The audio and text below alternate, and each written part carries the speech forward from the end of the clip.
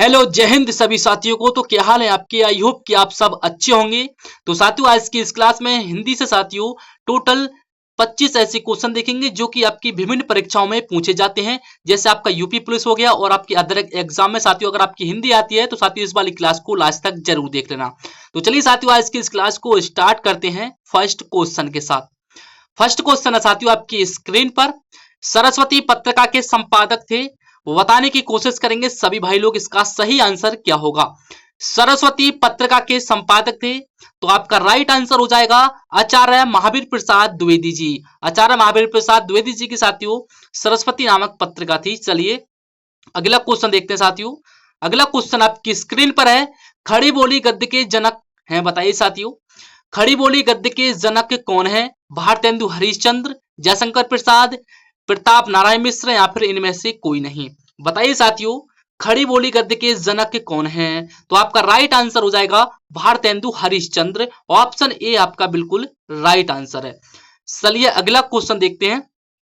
अगला है आपका कवि वचन सुधा किस युग की पत्रिका है? कवि वचन सुधा किस युग की पत्रिका है? तो आपका राइट आंसर बताइए साथियों क्या होगा? शुक्ल युग की, शुक्लोत्तर युग की या फिर भारतेंदु युग की या फिर स्वातयोत्तर युग की? बताइए साथियों इसका सही आंसर क्या होगा? तो साथियों आपका राइट आंसर हो जाएगा भारतेंदु युग की। साथियों आपको ध्यान रखना है किसकी? भारतेंदु युग की। ऑप्शन सी आपका बिल्कुल सही जवाब हो जाएगा। नेक्स्ट क्वेश्चन देखते हैं।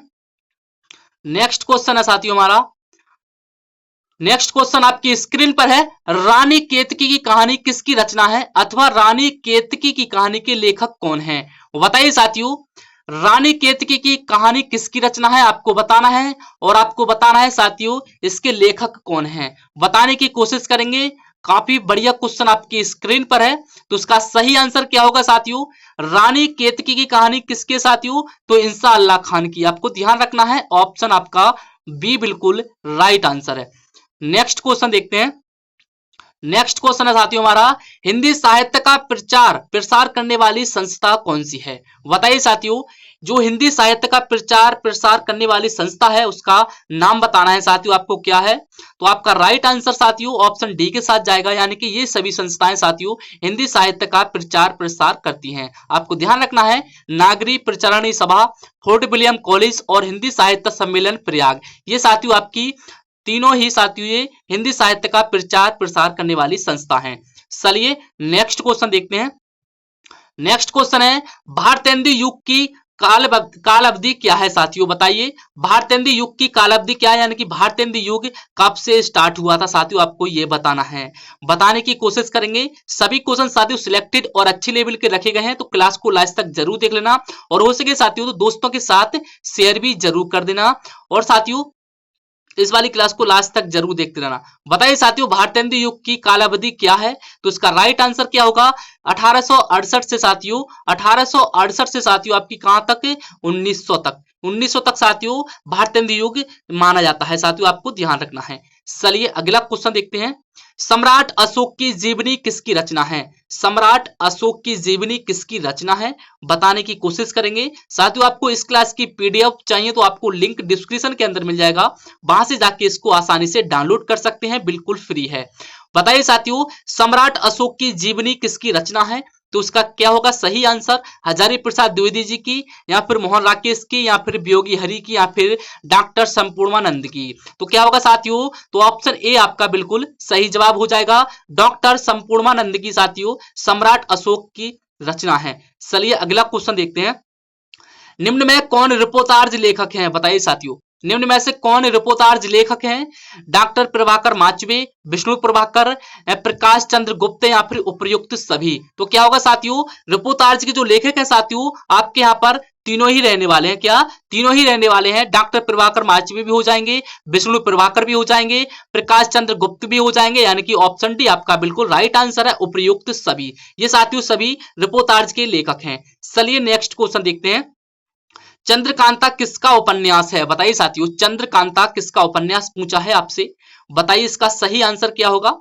देवकी नंदन खत्री का, किशोरी लाल का, बालकृष्ण भट्ट का या फिर डी नॉन ऑफ दीज? बताइए साथियों चंद्रकांता किसका उपन्यास है? सभी भाई लोग कमेंट में इसका जल्दी से आंसर टाइप करेंगे, क्या है इसका सही आंसर। तो आपका राइट आंसर क्या हो जाएगा? देवकी नंदन खत्री का, यानी कि ऑप्शन ए बिल्कुल सही जवाब है साथियों। चंद्रकांत का किसका उपन्यास है? तो देवकी नंदन को आपको ध्यान रखना है।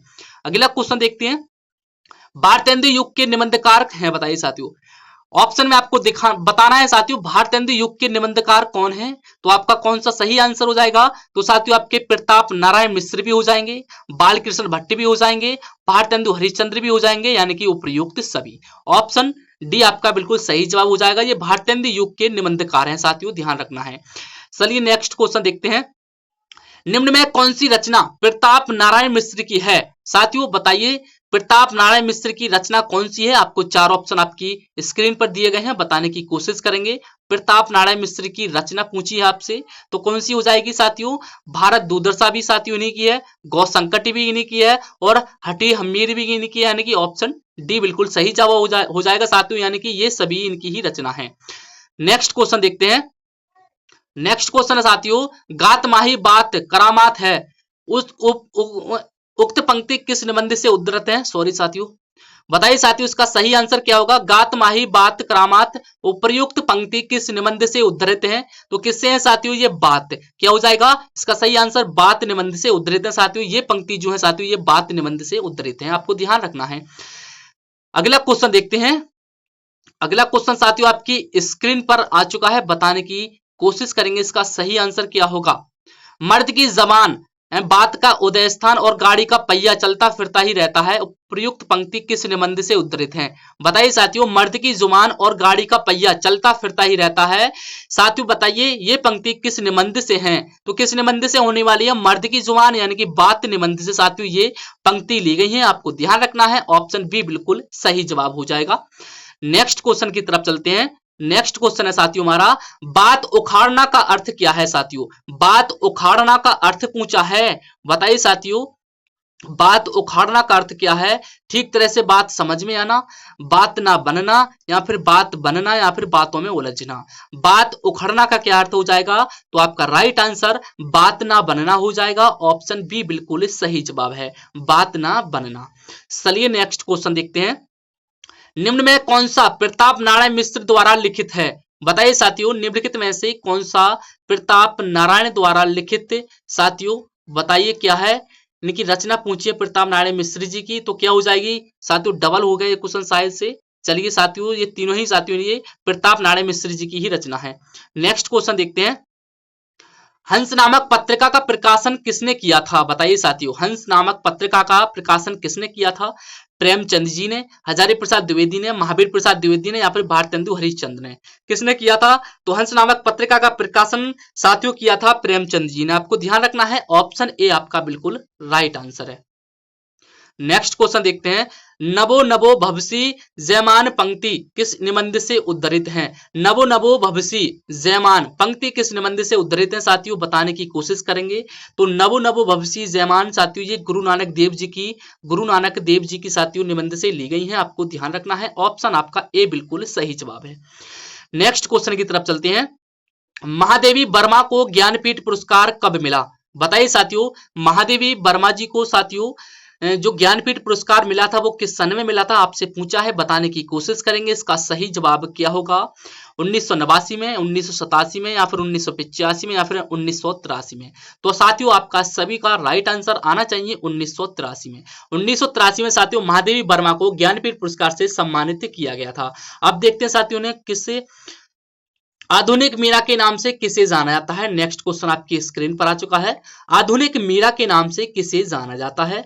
सुभद्रा कुमारी चौहान जी को, या फिर महादेवी वर्मा को, या फिर मैत्री पुष्पा को, या फिर प्रभा खेतान को? तो आधुनिक मीरा के नाम से किसे जाना जाता है साथियों? तो महादेवी वर्मा जी को साथियों, महादेवी वर्मा को आधुनिक मीरा के नाम से जाना जाता है। ऑप्शन आपका बी बिल्कुल राइट आंसर है। नेक्स्ट क्वेश्चन की तरफ चलते हैं, नेक्स्ट क्वेश्चन है साथियों हमारा, नीरजा काव्य रचना पर महादेवी वर्मा को कौन सा पुरस्कार प्राप्त हुआ? जो साथियों नीरजा यानी कि साथियों रचना है, महादेवी वर्मा को कौन सा पुरस्कार से सम्मानित किया गया था, ये पूछा है आपसे। तो कौन सा पुरस्कार हो जाएगा? साहित्य अकेडमी नहीं जी, मंगला प्रसाद नहीं जी, ज्ञानपीठ से, या फिर आपका ऑप्शन है बिल्कुल राइट आंसर है शेक्सपियर पुरस्कार से साथियों नीरजा काव्य रचना के लिए महादेवी वर्मा को पुरस्कृत किया गया था शेक्सपियर पुरस्कार से। चलिए साथियों, आई होप कि आपको आज के ये 20 क्वेश्चन आपको पसंद आए होंगे और साथियों ये क्लास आपके सभी एग्जाम के लिए इंपोर्टेंट है। जिन जिन साथियों यानी कि जिन जिन एग्जामों आपकी हिंदी आती है उन सभी के लिए साथियों ये वाली क्लास अच्छी थी। बाकी साथियों बताना आपको आज की क्लास कैसी लगी। बाकी साथियों मिलते हैं किसी अगली क्लास के साथ, जब तक के लिए अपना ख्याल रखिए। जय हिंद, वंदे मातरम।